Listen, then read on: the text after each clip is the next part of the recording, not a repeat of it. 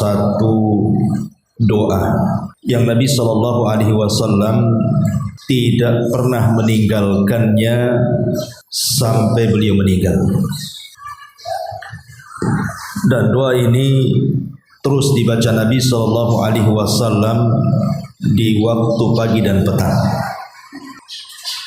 Dan hebatnya doa ini mencakup seluruh kebaikan dunia dan kebaikan akhirat. Doa apa ini? Doa ini disebutkan di dalam hadis yang dikeluarkan oleh Imam Abi Dawud dari sahabat Abdullah ibnu Umar radhiyallahu anhu. Kata Abdullah ibn Umar radhiyallahu anhuma, lam yakun Rasulullah sallallahu alaihi wasallam iyada haula'i da'awati hina yumsi wa hina yusbih. Kata Abdullah ibn Umar radhiyallahu anhuma,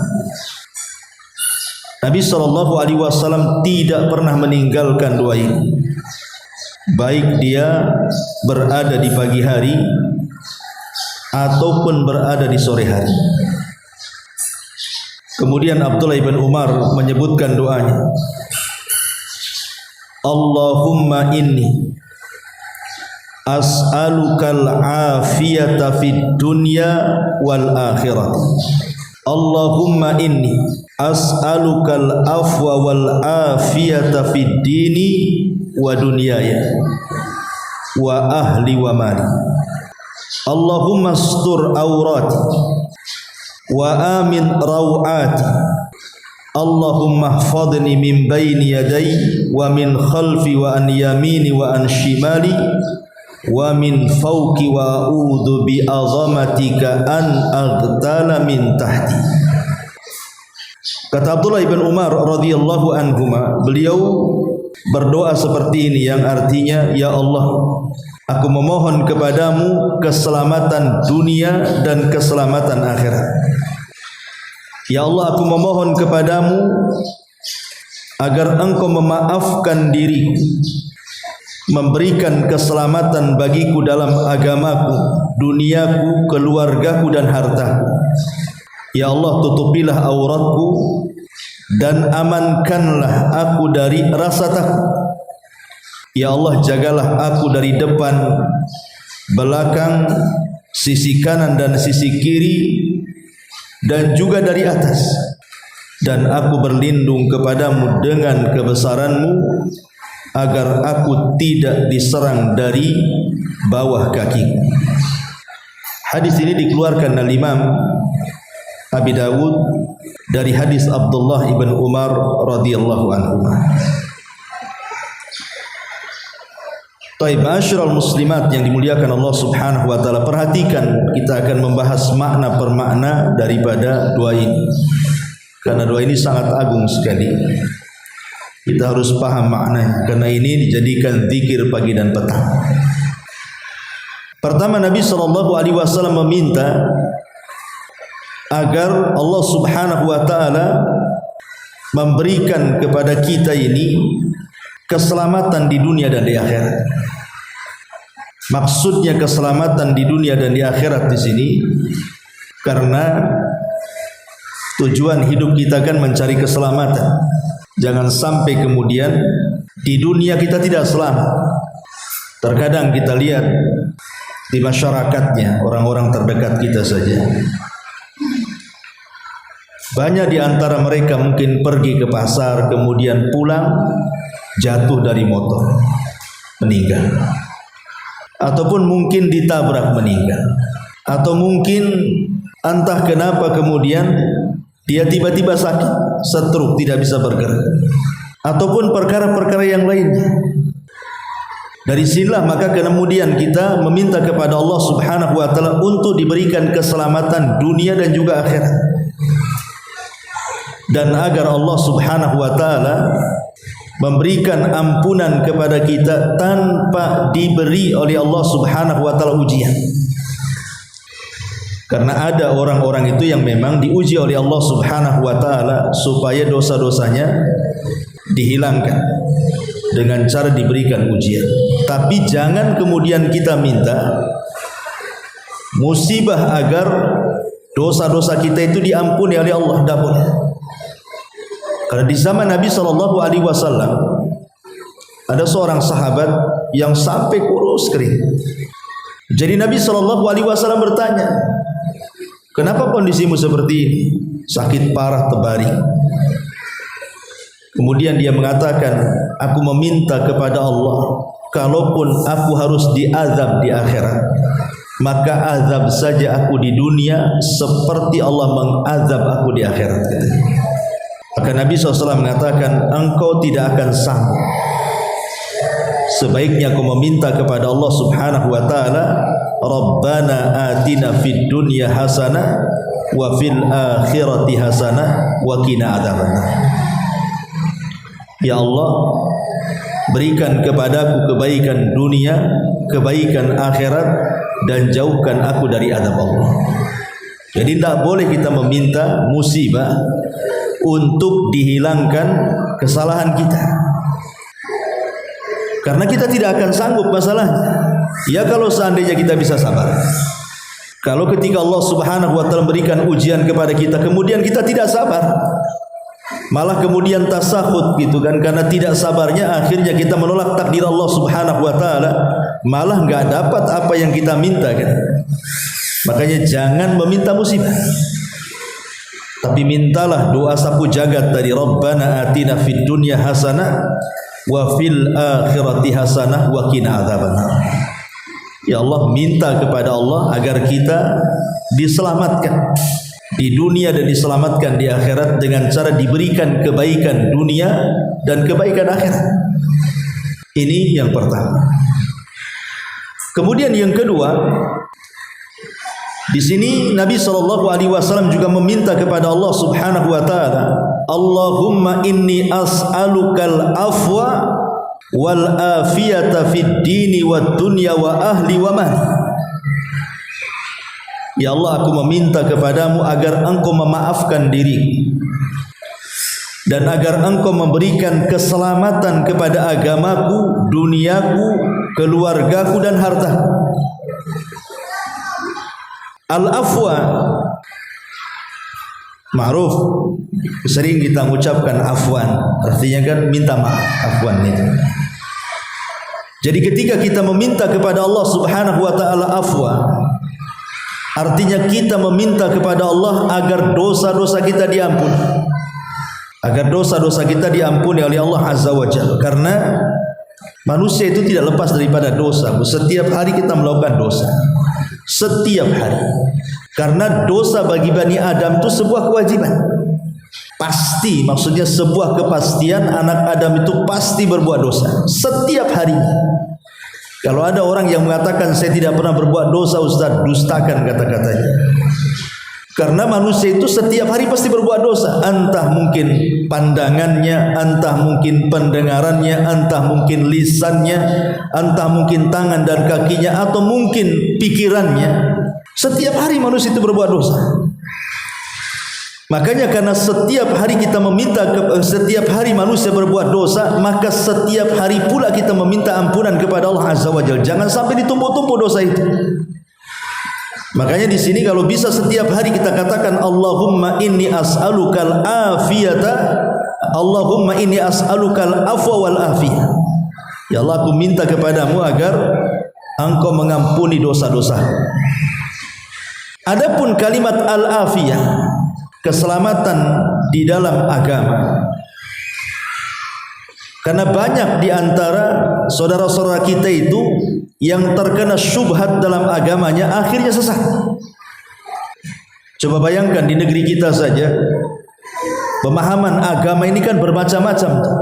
Bahkan saya pernah berjumpa di Batam ini satu orang yang mereka tidak sholat, bahkan sempat berdebat sebentar gitu ya. Dia bukan ya tukar pikiran lah. Dia tidak sholat, Dan kalau kita jelaskan bahwa solat itu rukun Islam, solat itu perintah Nabi, kemudian keutamanya begini begitu dan lain sebagainya, mereka mengatakan kami solat juga, cuman solat kami tidak seperti solat kalian. Lalu ketika saya tanya seperti apa solatnya, dia mengatakan selama masuk waktu solat asal kita ingat Allah itu sudah dikatakan solat. Bukan tidak berdalil, berdalil juga mereka dengan Quran, di mana Allah Subhanahu wa taala mengatakan innas salata lidzikri, salat itu untuk mengingat aku. Artinya kalau sudah kita ingat Allah itu sudah dianggap salat katanya. Kemudian juga berdalil dengan firman Allah Azza wa Jalla wa'budullaha hatta ya'tiyakal yaqin, sembahlah Allah sampai datang keyakinan. Kalau orang sudah yakin berarti tidak perlu menyembah Allah lagi katanya. Padahal maksud dua ayat ini bukan seperti itu. Inna salata li dzikri, maksudnya salat untuk mengingat Allah. Dengan cara kita salat seperti Nabi, itulah kita mengingat Allah Azza wa Jalla, mulai dari takbiratul ihram sampai salam. Dan yang dimaksud menyembah Allah sampai datang keyakinan, keyakinan di sini artinya al-maut, kematian. Bukan sampai yakin artinya sembah Allah sampai mati, gitu maksudnya. Lah ini kan menunjukkan bahwa ada orang-orang yang melenceng dalam agama. Makanya kita meminta kepada Allah agar Allah menyelamatkan agama kita. Kemudian juga maknanya menyelamatkan agama kita itu agar kita tidak terjerumus kepada maksiat dan dosa-dosa yang akan menciderai agama kita. Baik dosa yang berkaitan dengan Allah, seperti meninggalkan sholat, meninggalkan puasa, meninggalkan haji dan begitu seterusnya, atau sholat atau dosa yang berkaitan dengan sesama hamba, mungkin zalim kepada orang, mengambil hartanya, mengambil kehormatannya, dicaci makinya, digibahnya, dihinanya dan begitu seterusnya. Dan itu bisa menciderai agama kita. Makanya kita meminta kepada Allah keselamatan. Atau boleh juga dosa yang paling besar, dosa kesyirikan, naudzubillah. Makanya penting kita meminta keselamatan kepada Allah untuk menjaga agama kita. Bahkan yang lebih parah lagi, ada yang kemudian sampai murtad karena dia tidak bisa menjaga agamanya kan. Akhirnya murtad hanya gara-gara faktor ekonomi, hanya gara-gara faktor pasangan, menikah dan begitu seterusnya, dia bisa murtad. Makanya kita minta kepada Allah agar kita diselamatkan agama kita. Kemudian juga wa dunyaya, dan diselamatkan dari dunia. Seperti saya contohkan tadi, banyak saudara-saudara kita itu yang tidak selamat dunianya. Mungkin uangnya kerampok, mungkin rumahnya terbakar gitu ya, atau mungkin terkena gempa akhirnya habis kekayaannya, atau boleh jadi kemudian dia pergi kemana terjadi kecelakaan, kita tidak tahu ya. Makanya kita minta keselamatan kepada Allah dari dunia ini, karena musibah di dunia ini bermacam-macam tuh. Jangan sampai kemudian Allah uji dengan dunia kita. Kemudian juga wa ahli, dan juga minta keselamatan dari keluarga. Keluarga ini kan umum, mungkin diuji dengan anak-anaknya nakal, durhaka dengan orang tuanya, atau mungkin pasangannya selingkuh gitu ya. Ataupun mungkin akhlaknya kurang bagus, suaminya keras, jahat, suka mukul dan begitu seterusnya. Atau mungkin sebaliknya, justru istrinya yang kemudian kasar dengan suaminya. Atau mungkin diuji dengan orang tuanya, atau diuji dengan kerabatnya, atau diuji dengan paman-pamannya. Namanya keluarga, pasti ada masalah. Gak mungkin keluarga itu tidak ada masalah. Maka minta kepada Allah Subhanahu wa taala agar keluarga kita juga diselamatkan dari masalah-masalah yang kemudian menjadikan retaknya hubungan silaturahim, atau boleh jadi mungkin sampai bercerai. Ya, makanya kita minta kepada Allah agar diselamatkan keluarga kita. Kemudian juga wamal. Allah Subhanahu wa taala khususkan dengan harta. Karena memang harta inilah yang kemudian mendorong kita untuk hidup. Ya. Boleh jadi kemudian dibuat masalah dengan hartanya, entah pekerjaan suaminya, banyak masalah di PT-nya, atau mungkin ada kecelakaan di jalan karena mungkin dia mencari uang di jalan, atau mungkin karena tenggelam di lautan karena dia seorang nelayan. Macam-macam harta itu. Makanya kita minta kepada Allah Subhanahu wa taala keselamatan, bukan hanya agama, bukan hanya dunia, bukan hanya keluarga, termasuk juga harta. Ataupun mungkin ada orang yang hasad dengan harta kita. Nanti datang orang hasad di sekitar kita ini, tidak tahu. Dan hakikat orang hasad itu sebenarnya orang yang tidak percaya dengan takdir. Orang hasad itu orang yang tidak percaya dengan takdir. Seolah-olah dia mengatakan, ya Allah, kenapa kau beri dia harta, aku tidak. Seolah-olah dia mengatakan seperti itu sebenarnya. Makanya dia hasad. Dan hasad ini ada kaitan dengan penyakit ain, penyakit mata. Bukan sakit mata belekan, bukan. Maksudnya ain ini bagian daripada sihir. Kalau dia melihat harta kita, melihat kendaraan kita, melihat anak kita dengan pandangan hasad, itu terkadang kemudian menjadikan harta kita rusak. Mungkin rumah kita rusak, mungkin anak-anak kita sakit, dan begitu seterusnya. Makanya kenapa kemudian kita meminta kepada Allah juga agar Allah Subhanahu wa taala menyelamatkan harta kita. Ini yang kedua. Kemudian yang ketiga, Allahumma astur aurati. Allahumma astur aurati. Ya Allah, ustur aurati. Artinya tutuplah aurat. Tentu yang dimaksud aurat di sini bukan hanya aurat badan saja, tidak. Karena aurat ini terbagi dua, ada hissiyah, ada ma'nawiyah. Ada yang bersifat hissiyah, memang badan kita tutup aurat kita, ya.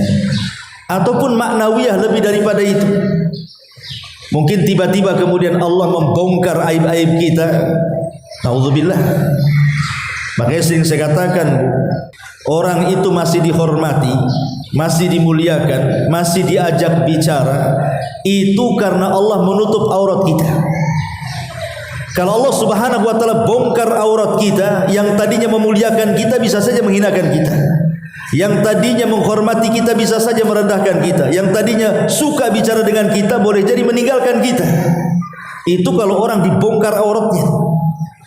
Makanya kenapa Nabi SAW melarang kita itu untuk membongkar aurat orang lain. Nanti Allah akan bongkar aurat kita walaupun dalam rumah kita.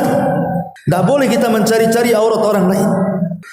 Karena orang yang kemudian mencari-cari aurat orang lain, artinya aib orang lain, itu sama saja Allah akan bongkar aurat kita. Karena kama tadinu tudan, kata ulama. Sebagaimana kita melakukan kepada seseorang itu perbuatan jahat, maka Allah pun akan melakukan hal yang sama dengan apa yang kita lakukan kepada manusia. Makanya kita meminta kepada Allah agar ditutup aurat kita, baik di dunia ataupun di akhirat. Makanya dalam sebuah hadis, nanti pada hari kiamat ada orang yang didatangkan kepada Allah Subhanahu wa taala membawa catatan dia, semua catatannya isinya keburukan, hanya sedikit kebaikan. Kemudian Allah Subhanahu wa taala mengatakan, baca catatan. Akhirnya dia mulai membentangkan catatannya itu. Kemudian Allah Subhanahu wa taala mulai bertanya dan mengatakan, ataf'alu dzamba kadza? Bukankah engkau sudah melakukan dosa ini? Dia mengatakan ya. Bukankah engkau sudah melakukan dosa itu? Dia mengatakan ya. Kemudian Allah Subhanahu wa taala terus bertanya soal dosanya. Dan dia hanya bisa mengangguk dan mengatakan iya, iya, iya. Tetapi di ujung hadis kemudian Allah Subhanahu wa taala mengatakan kepada hamba ini dan mengatakan, dulu di dunia satartuka anin nas wa ghafartu lakal yaum. Dulu di dunia aku tutup aurat dari manusia, dan pada hari ini ku ampuni dosa-dosamu. Kan enak tuh. Di dunia Allah tutupi aib kita, di akhirat pula Allah ampuni dosa kita. Itulah orang-orang yang disebut dalam Al-Quran hisaban yasira, hisabnya mudah. Jadi hisab mudah itu Allah hanya bertanya saja untuk mencocoki catatannya. Bukankah kau melakukan dosa ini di waktu ini? Iya. Bukankah kau melakukan dosa itu di waktu itu? Iya. Hanya itu saja pertanyaannya. Dan dia tidak mengelak, hanya mengatakan iya, iya, iya. Makanya Allah Subhanahu wa taala mengatakan, al-an satartuka fid dunya wa ghafartu lakal yaum. Dulu aku tutupi aibmu di dunia, sekarang ku ampuni pula dosamu di sini. Maka orang yang seperti ini orang paling bahagia. Kenapa? Karena hisabnya mudah. Adapun hisabnya yang sulit itulah yang kemudian terjadi munaqasah. Kau ditanya, bukankah kau melakukan dosa ini? Enggak. Bukankah kau melakukan dosa itu? Tidak. Dia kalau mengelak, disitulah kemudian didatangkan saksi-saksi. Entah bumi jadi saksi, langit jadi saksi, badan jadi saksi, semua akan jadi saksi, malaikat, catatan dan begitu seterusnya. Ini alamat ini hisabnya sulit. Kalau sudah mengelak ini, maka alamat hisabnya sulit. Makanya di sini Nabi SAW mengatakan, Allahumma stur aurat, ya Allah tutuplah aibku. Karena orang kalau sudah dibongkar aibnya, naudzubillah. Betapa banyak orang-orang yang hanya satu aib saja dibongkar Allah Azza wa Jal, semua manusia mencela dia. Contoh saja umpamanya lah, ada pejabat di negeri kita ini, dihormati, mungkin dia seorang menteri dan begitu seterusnya. Kemana-mana kalau datang ke daerah-daerah itu dibuatkan acara khusus gitu ya, didatangi manusia, dia lualukan dan begitu seterusnya. Sekali mungkin dia korupsi sembunyi-sembunyi, tahu-tahu ketahuan, kemudian diekspos sama media, semua orang tahu. Coba bayangkan, yang tadinya mengeluh-ngeluh orang ini, mungkin satu Indonesia menghujat dia. Itu baru satu tuh aibnya, itu Allah bongkar. Macam mana kalau semua aib dia dibongkar? Naudzubillah. Makanya Imam Ahmad ibn Hanbal rahimahullahu ta'ala, ketika dia belanja ke pasar, banyak murid-muridnya yang hendak membawakan barang-barangnya, dan Imam Ahmad mengatakan, jangan, ini barang-barangku, aku yang bawa. Kata murid-muridnya, ya Imam, antal imam, kau ini seorang imam, kami murid-murid engkau, biar kami yang bawa sebagai ta'zim, bentuk pengagungan kami kepada anda. Maka Imam Ahmad mengatakan, ya kalian menghormatiku karena tidak tahu aibku saja. Kalau kalian tahu aibku, pasti kalian akan letakkan pasir di kepalaku, katanya. Ini menunjukkan bahwa kita penting meminta kepada Allah agar ditutup aurat kita. Ditutup aurat kita. Makanya kenapa Nabi SAW sampai mewanti-wanti, ada dosa yang tidak akan dimaafkan. Kata Nabi SAW, kullu ummati mu'afan illa mujahir. Semua umatku akan dimaafkan, kata Allah, kecuali orang-orang yang mujahir. Siapa mujahirun itu? Maka Nabi SAW kemudian menjelaskan, mujahir ini adalah orang yang melakukan dosa di malam hari, kemudian Allah tutup aibnya, orang nggak tahu dia melakukan dosa. Tiba-tiba dia ceritakan pula dosa di malam hari kepada orang. Atau orang yang melakukan dosa di siang hari, Allah tutup tuh aibnya, diceritakan pula malam-malam sama orang. Dia tidak bersyukur kan gitu, bahwa Allah sudah menutup aibnya. Kenapa kemudian ditampakkan kepada orang? Allah menutup aib kita itu merupakan nikmat yang luar biasa. Harusnya kita bersyukur. Makanya kalau ada umat di sini yang dulunya sebelum hijrah gitu ya, mungkin dari dunia-dunia yang gak jelas gitu kan, penuh dengan tato apa semuanya pamannya kan itu. Kemudian hijrah, ditutuplah pakaiannya, hampir tidak nampak lagi kalau dia bertato. Jangan pernah ceritakan walaupun kepada kawan dekat kalau dia punya tato. Tidak perlu. Ya. Anggap saja kalau dia kenal dengan orang lain, dia memang dari kalangan wanita baik-baik, nggak perlu diceritakan masa lalunya, karena Allah sudah menutupnya. Ngapain diceritakan? Ini nikmat Allah Azza wa Jalla, sehingga manusia memandang kita baik terus. Karena tidak semua orang yang kemudian kalau kita ceritakan kemudian masa lalu kita, mungkin mau diambil pelajaran, tidak semua orang suka. Ya ada juga mungkin mengambil pelajaran kan gitu ya. Kalau bisa seperti dia tuh, dulu dia kayak gini, sekarang tobat. Boleh jadi ada yang seperti itu, tapi boleh jadi ada juga orang yang mencelanya nanti. Oh patut saja dia seperti itu, dulunya kayak gitu. Nah, akhirnya kan begitu ya. Makanya penting seseorang itu menutup aurat, minta kepada Allah agar aurat kita ditutup. Makanya di sini Rasul mengatakan, Allahumma stur aurati. Kemudian wa amin rawati, dan minta kepada Allah agar diberikan rasa aman dari rasa takut. Rasa aman dari rasa takut. Contoh umpamanya ibu naik pesawat, ya kan, kadang-kadang kan ada pengumuman tuh, cuaca kurang bagus, tolong kembali ke tempat, pasang sabuk pengaman. Kemudian betul-betulan nabrak awan itu, itu kan kadang-kadang kita ketakutan di situ. Udah ingatnya itu sudah pesawat ini jatuh, matilah kan begitu ya. Makanya kita minta kepada Allah Subhanahu wa taala kalau kita berada di pesawat, baca doa ini. Wa amin rawati, ya Allah, amankan dia rasa takutku. Ataupun mungkin orang yang sekarang hari ini yang ketakutan dengan ekonomi. Karena sekarang ini kan banyak orang yang ketakutan itu dalam bab faktor ekonomi. Contoh umpamanya orang mau memulai usaha, mau dagang ini, sudah banyak. Mau dagang sandal, semua orang udah jual sandal katanya kan. Mau dagang pecel, berderet tuh orang jual pecel. Mau dagang lontong, semua orang udah jual lontong. Akhirnya tak jadi, ketakutan kan. Padahal rizki itu kan sudah dibagi-bagi, Bu. Walaupun nih, anggaplah berjejer jual lontong nih. Ya, tiga-tiganya dijual lontong, berjejer tiga-tiganya ini. Ini tidak ada hubung kait dengan saingan satu dengan saingan yang lain, tidak. Jangan katakan itu saingan saya, patut saya nggak laku karena ada dia. Itu nggak berlaku dalam bab rizki itu. Karena rizki Allah itu sudah maksum, sudah dibagi-bagi.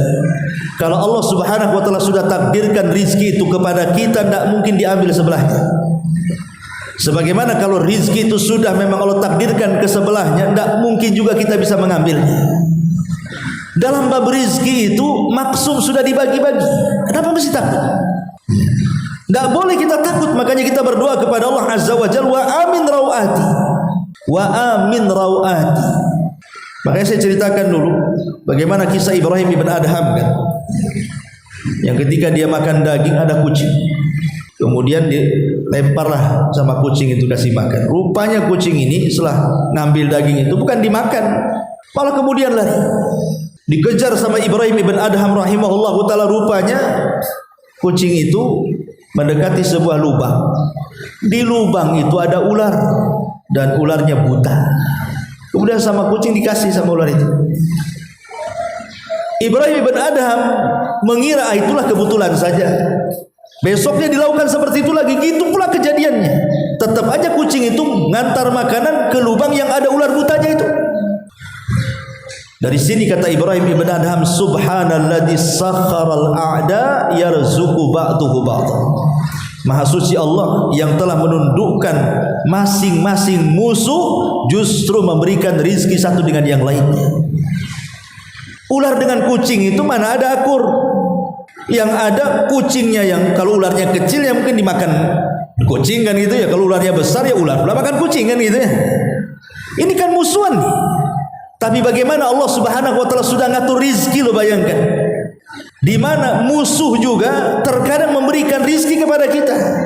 Jadi kenapa kemudian kita merasa tersaingi dengan orang sebelah kan? Itu maksud saya itu dari contoh Ibrahim bin Adham ini. Jangan kemudian kita jadi dengki dengan orang yang kita anggap saingan kita di situ. Boleh jadi mungkin seperti kasusnya kucing dengan ular ini kan, sesama musuh ngasih rizki. Boleh jadi mungkin dengan adanya orang ini akhirnya orang-orang pun datang. Mungkin karena ngantri malas akhirnya ke ibu juga. Siapa yang tahu seperti itu? Ya. Makanya di sini kita meminta kepada Allah Subhanahu wa taala jangan sampai kemudian Allah Subhanahu wa taala memberikan rasa takut kepada kita, tapi minta kepada Allah keamanan. Apalagi lebih daripada itu, contohlah sekarang negeri Palestina. Bagaimana kita bisa bayangkan rasa takutnya warga Gaza itu hari ini. Bukan mereka takut karena terkena bom, itu sudah jelas. Tapi macam mana mereka minum, macam mana mereka makan, macam mana mereka bisa beribadah. Berita terakhir saja yang saya dapat informasi itu, mereka suruh keluar dari Gaza ngungsi karena mau ada perang. Sebagian mereka sudah ngungsi malah ditembaki. Kan aneh, disuruh ngungsi, sudah ngungsi ditembaki kan begitu. Jadi kita bisa bayangkan bagaimana perasaan takut mereka itu warga Gaza hari ini. Bahkan ada komentar orang Indonesia yang bolak-balik di Palestina itu, sebelum ada perang saja, sebelum ada perang hari ini, pamannya ibu ini ngantarkan anaknya ke sekolah, kemudian ibu pulang. Itu kadang-kadang ibu-ibu di sana itu was-was apakah anaknya pulang kembali ke rumahnya atau tidak. Itu belum perang seperti sekarang tuh. Karena yang namanya pembunuhan itu setiap hari, bunuh anak-anak, bunuh orang tua, bunuh perempuan, macam-macam di sana itu. Lah makanya kemudian kita ini baru merasakan nikmat aman itu karena kita tidak pernah hidup di negeri konflik. Coba kalau kita lihat hari ini di YouTube atau di media-media yang terpercaya lah yang memberitakan kepada kita itu, baru kita merasakan oh enak hidup di negeri aman itu. Rupanya di Palestina itu hari-hari orang itu diancam nyawanya, tidak dengan bom ya dengan kelaparan. Makanya di sini kita meminta kepada Allah Azza wa Jalla, wa amin rawati. Ya Allah, minta agar dihilangkan rasa takut dan diberikan keamanan. Atau mungkin ibu-ibu yang suaminya mungkin kerja di luar negeri, kerja di kapal, di apa kan yang jauh, ya kan? Kita kan tidak tahu antara suami pulang selamat atau tidak, kan kita tidak tahu juga. Makanya berdoa kepada Allah Subhanahu wa taala, wa amin rawati, dan banyak contohnya. Baik. Kemudian Nabi SAW selanjutnya meminta kepada Allah Subhanahu wa taala, Allahumma hfadhni min baini yadayya wa min khalfi wa an yamini wa an shimali wa min fawqi. Ya Allah, berikan penjagaan kepadaku dari depan, dari belakang, dari kanan dan kiri, dan dari atas. Ma'asyiral muslimat yang dimuliakan Allah Subhanahu wa taala, di dalam Al-Qur'anul Karim ketika Allah Subhanahu wa taala bicara soal iblis dalam surah Al-A'raf ayat 16 dan juga 17, apa kata Allah? Iblis berkata di hadapan Allah, qala fabima aghwaytani la'aqudanna lahum siratakal mustaqim thumma la'atiyannahum min baini aydihim wa min khalfihim wa an aymanihim wa an syama'ilihim wa la tajidu aktsarahum syakirin. Karena engkau telah menghukum aku sesat, kata iblis, saya benar-benar akan menghalang-halangi mereka dari jalan engkau yang lurus. Kemudian saya, kata iblis, akan mendatangi mereka dan menggoda mereka dari depan mereka, dari belakang mereka, dari sisi kanan mereka, dari sisi kiri mereka, sehingga engkau tidak akan mendapati mereka hamba-hambamu yang bersyukur kepadamu. Artinya iblis tidak akan membiarkan kita untuk menjadi hamba-hamba Allah yang beribadah tulus kepada Allah Azza wa Jalla. Dia akan terus menggoda kita, tidak dari depan, dari belakang, tidak dari belakang samping kiri, tidak dari samping kiri samping kanan. Jadi kita ini dikepung oleh iblis itu dan anak buahnya. Makanya kita meminta kepada Allah Subhanahu wa taala agar Allah menjaga kita dari serangan-serangan iblis, baik dari depan, belakang, sisi kanan, sisi kiri, atas dan bawah. Walaupun iblis tidak akan menguasai dari atas. Iblis itu hanya menguasai depan, belakang, kiri, kanan aja kan. Karena atas ubun-ubun itu tidak bisa dikuasai oleh iblis. Ubun-ubun itu di tangan Allah. Makanya Al-Quran tidak mengatakan, ketika iblis mengatakan aku akan mendatangi mereka dan menggoda mereka dari depan, belakang, sisi kiri dan kanan, dan tidak disebut dari atas kan. Karena iblis tidak bisa menggoda dari atas. Karena ubun-ubun manusia, kata Nabi SAW dalam doanya itu, nasiyatin biyadi, ubun-ubunku berada di tangan Allah Subhanahu wa ta'ala. Ubun-ubunku berada di tangan Allah. Kalaupun kemudian iblis hendak anak buahnya dan anak buahnya hendak menggoda kita, itu paling dari sisi belakang tengkuknya sini, tapi dari atas tidak. Dengan cara apa? Mengikat setiap kita hendak tidur di malam hari, 3 ikatan, itu saja. Kemudian apabila sudah mengikat, kemudian iblis pun meniup-niupkan agar kita jangan bangun tidur, malam masih panjang, maka kemudian setan akan bersarang di mana, Bu? Di kedua lubang hidung kita. Jadi dia akan bersarang di kedua lubang hidung kita, dan setiap dia kemudian buang hajat kecil, maka akan ditumpahkan di telinga. Makanya kenapa kemudian Nabi SAW mengatakan apabila seseorang terbangun, kemudian dia berzikir kepada Allah, zikir apa saja, mau membaca subhanallah, alhamdulillah, baca Allahu akbar, la ilaha illallah, terserah dia zikir apa saja, maka hilang satu ikatan kan? Kalau ibu berwudu, maka hilang 2 ikatan, bukan hanya 2 ikatan, terusirlah itu setan yang di lubang hidung. Dan apabila ibu sholat, maka hilanglah kemudian 3 ikatan, maka menjadilah hati kita hati yang baik, jernih, dan kita akan menjadi orang yang semangat menghadapi hidup. Maka di sini kita meminta kepada Allah Azza wa Jalla agar kita dijaga dari godaan setan iblis itu, dari depan, belakang, kaki, kanan, kiri, atas, bawah. Karena jangan sampai kemudian kita dilemahkan oleh syaitan. Karena itulah tujuan dia kan. Tujuan kita itu menggoda kita itu dari arah mana saja. Allah Subhanahu wa taala mengatakan wala tattabi'u khutuwatis syaitan. Jangan sekali-kali kalian mengikuti langkah-langkah setan. Kenapa? Karena setan itu aduwwu mubin, musuhmu yang nyata. Coba bayangkan langkah-langkah setan. Pertama yang paling tinggi, orang dibuat syirik. Suruh syirik kita kepada Allah, datang ke dukun, percaya tangkal, datang ke kuburan minta-minta. Pokoknya digodanya kita seperti itu. Terutama saat-saat dalam kondisi sakit parah, yang dia tidak sanggup menahan rasa sakitnya karena mungkin kurang iman. Maka itu makin datang iblis di situ tuh. Kemudian membisikkan, di sana ada dukun bagus tuh. Kalau kau berobat ke situ itu udah mujarab, banyak kok orang yang sakit kayak kamu sembuh di sana. Dia akan berikan was-was seperti itu. Tapi kalau kemudian memang dia orang yang bertauhid, dia tidak bisa digoda dari sisi kesyirikan kepada Allah Azza wa Jalla, kurang tuh tensinya. Maka digoda untuk menyelisih sunnah, disuruh buat bid'ah kita. Buat bid'ah sana, bid'ah sini gitu ya. Tapi kalau juga dia tidak bisa karena sudah mengenal sunnah, ini nggak boleh, ini bid'ah, tidak ada contohnya, maka diturunkan tensinya itu, disuruhnya kita melakukan dosa besar, disuruh berzina, disuruh minum khamar, disuruh judi, disuruh ghibah, disuruh dusta, disuruh mencaci, dan begitu seterusnya. Kalau dia juga berusaha meninggalkan dosa besar, turun lagi tuh, disuruhnya kita melakukan dosa-dosa kecil.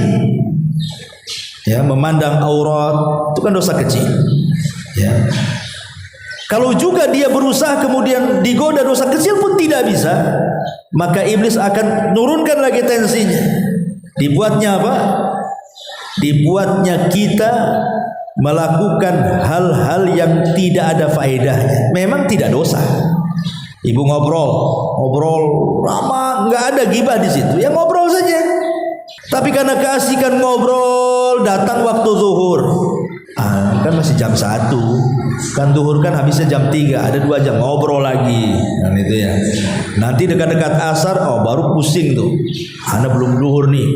Akhirnya ibu cepat-cepat sholat zuhur. Kira-kira tuh kalau sudah 5 menit mau asar, sholat zuhurnya kayak apa tuh?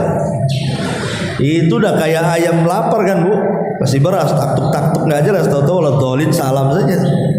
Kenapa? Karena begitu memang dilalaikan. Kalau juga tidak bisa nih, ini yang terakhir. Dibuatnya kita mengutamakan yang tidak afdal dan meninggalkan yang afdal. Dibuatnya seperti itu. Jadi kalau sudah kemudian, itulah bentuk-bentuk langkah-langkah setan kan. Dia dari semua sisi itu makna dari depan, belakang, kiri, kanan itu maksudnya. Karena dia akan menggoda dari semua sisi. Tidak bisa dari keburukan. Pemain ibu disuruh berbuat jahat, tidak mau. Dibuatnya ibulah berbuat baik. Sana bantu, sedekahkan tuh, kasihan orang itu. Kemudian ditanamkan sifat ria di situ, ditanamkan sifat ujub di situ, ditanamkan takabur di situ. Memang begitu, kalau tidak bisa dari jalur kejahatan, maka dia masuk dari jalur kebaikan, tetapi ditanamkan ria di situ jadinya. Maka iblis itu dan tentaranya dia akan berusaha dari semua sisi yang penting dia kufur. Itu intinya. Nah, ini juga kita minta kepada Allah agar Allah menjaga kita. Kemudian juga Nabi SAW mengatakan wa a'udzu bi azamatika an aghtal min tahti, dan agar aku berdoa kepada Allah Azza wa Jalla meminta perlindungan. Wa a'udzu bi azamatika, dengan apa? Dengan kebesaran Allah. Azamah itu sifat Allah, namanya azim, sifatnya azamah. Makanya kenapa kemudian dalam ayat kursi itu kan Allah Subhanahu wa taala mengatakan wasi'at kursiyyuhus samawati wal ard wa la ya'udhu hifdhuhuma wa huwal aliyyul azim. Ya. Bahwa tempat pijakan Allah, kursi Allah itu lebih besar dibandingkan dunia dan isinya serta langit dan isinya. Bahkan Rasulullah SAW mengatakan, kalau seandainya mau dibandingkan ini semua lapisan langit dan bumi itu dengan kursi Allah tempat pijakan kakinya itu sama dengan ibu melempar cincin dilempar ke padang pasir. Cincin itu langit dan buminya, padang pasir itu kursinya tuh. Artinya di sini Allah itu azim, besar. Bagaimana dengan arsy Allah kan begitu, bandingannya juga sama. Kalau seandainya kursi digabung dengan langit dengan bumi, dibandingkan dengan arsy Allah itu sama dengan kita melempar cincin ke padang pasir itu. Nah, itulah padang pasir itu arsy-nya. Cincin ini ya kursinya di situ, langitnya di situ, buminya di situ. Macam mana dengan Allah yang menciptakan? Allahu Akbar. Allah lebih besar dibandingkan makhluknya. Makanya kita berlindung dari kebesaran Allah. A'udzu bi azamatika. Aku berlindung dengan kebesaranmu ya Rabb. An aghtal min tahti, agar kita tidak diserang dari bawah kaki. Maksudnya apa? Diserang dari bawah kaki. Maksudnya diserang dari bawah kaki itu agar kita jangan tertimpa gempa yang kemudian kita terperosok ke bumi itu. Lihat korun, ya. Itulah korun. Sebab kalau seandainya kemudian Allah Subhanahu wa taala buat kita gempa, enggak akan selamat. Kalau sudah dibuat gempa nggak akan selamat. Mau lari kemana coba? Pemain satu Batam ini Allah gempakan. Ibu mau lari kemana? Nyemplung di laut? Gak mungkin kan gitu. Pasti akan kena. Makanya kita lihat coba daerah-daerah yang pernah kena gempa di negeri kita ini, seperti Lombok, Jogja, Aceh dan begitu seterusnya, baik yang diselingi dengan tsunami atau tidak, mesti memakan korban bukan hanya 1-2, bisa ratusan, bisa ribuan dalam waktu sesingkat-singkatnya. Dalam waktu yang kita tidak sadar kita akan tertimpa di situ. Siapa yang nyangka orang Lombok itu akan gempa atau Jogja dan begitu seterusnya? Kan tidak tahu. Tahu gempa saja begitu. Makanya dahulu Nabi SAW pernah menceritakan tentang kisah akhir zaman. Kisah akhir zaman ketika Imam Mahdi dibaiat di antara dua rukun. Maka akan datang tentara dari Syam. Mereka tidak suka dengan pembaiat itu, membawa pasukan besar untuk membunuh Al-Mahdi yang ada di Mekah. Maka pasukan itu kemudian datang dari Syam. Ketika sampai di antara Mekah dan Madinah, ada namanya Baidah di situ. Maka kata Nabi SAW, maka Allah akan kirim gempa dahsyat sehingga mereka terperosok semua masuk ke bumi. Bukan hanya orang-orang yang akan membunuh Al-Mahdi saja, orang yang lalu lalang di situ aja ikut masuk di situ. Sehingga Aisyah bertanya, okelah orang-orang yang hendak membunuh Al-Mahdi itu digempakan sehingga terperosok ke bumi kemudian mati semuanya. Ya, karena itu memang balasan Allah. Lah bagaimana pula orang yang lulalang dan ada hubung kait dengan orang yang akan membunuh Al-Mahdi? Mungkin dia ke pasar, mungkin dia ada perlunya. Maka Rasulullah SAW mengatakan, yub'atsuna yaumal qiyamati ala niyati. Mereka akan dibangkitkan pada hari kiamat sesuai dengan niat mereka.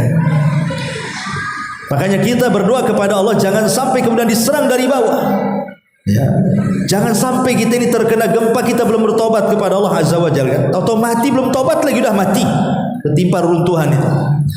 Nah, di sini dan ini sebuah kenapa kemudian dikhususkan serangan dari bawah kan? Karena umumnya serangan dari bawah itu orang tidak selamat masalahnya. Ya, sementara kita belum memperbaiki diri, belum memperbanyak amalan, belum bertobat, tahu-tahu sudah mendapatkan yang seperti ini, bencana alam, akhirnya kita pula meninggal di situ, naudzubillah. Lah inilah kemudian disebut oleh para ulama, doa ini adalah doa yang menyapu seluruh kebaikan dunia dan kebaikan akhirat. Kemudian yang kedua, ada doa yang sama yang mencakup dunia dan akhirat. Artinya kalau ibu membaca doa ini juga, maka ibu akan mendapatkan semua kebaikan dunia dan semua kebaikan akhirat. Dan doa ini selalu dibaca Rasul ketika duduk di antara dua sujud. Selalu dibaca nanti. Disebutkan dalam sebuah hadis yang disahihkan oleh Imam Hakim dan lafadznya dikeluarkan Imam Abi Dawud dari Abdullah bin Abbas radhiyallahu anhu. Kana yaqulu baina sajdataini, Nabi sallallahu alaihi wasallam berdoa di antara dua sujud, Allahumma gfirli warhamni wahdini wa'afini warzuqni. Allahumma gfirli, ya Allah ampuni dosa-dosaku. Warhamni, ya Allah turunkan rahmatmu untukku. Wahdini, ya Allah berikan hidayah kepadaku. Wa'afini, ya Allah berikan kesehatan kepadaku. Warzuqni, ya Allah berikan rizki yang berkah kepadaku. Ini mencakup kebaikan. Ini yang kita cari di dunia. Apalagi yang ibu cari kecuali 5 perkara ini. Pertama, ampunan dari Allah. Yang kedua, rahmat dari Allah. Yang ketiga, hidayah dari Allah. Yang ketiga, kesehatan dari Allah Subhanahu wa taala. Dan yang kelima, rizki. Itu yang kita cari. 5 perkara ini yang kita cari. Ibu mau nyari apa lagi? Maka beruntunglah kalau seandainya orang diberikan 5 perkara ini. Kalau Allah berikan 5 perkara ini, Bu, dunia akhirat selamat, Ibu. Pertama, kita diampuni dosa-dosanya. Yang kedua, kita diberikan rahmat oleh Allah. Karena orang masuk surga itu bukan karena amalan kita. Orang masuk surga itu karena rahmat Allah. Sampai pun kepada Rasul.